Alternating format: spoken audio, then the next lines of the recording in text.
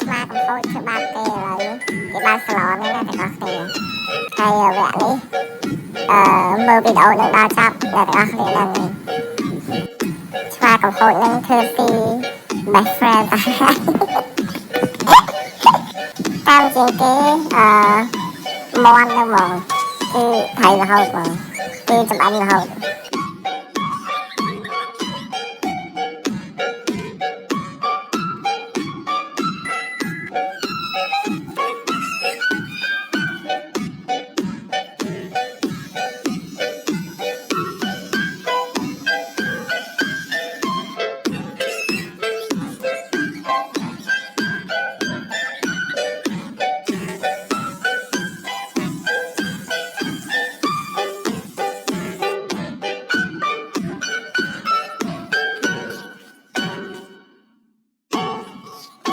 អ្នកក្មេងដល់ទៀតឯងឆ្មាកំហុសធ្វើបាបគេឥឡូវ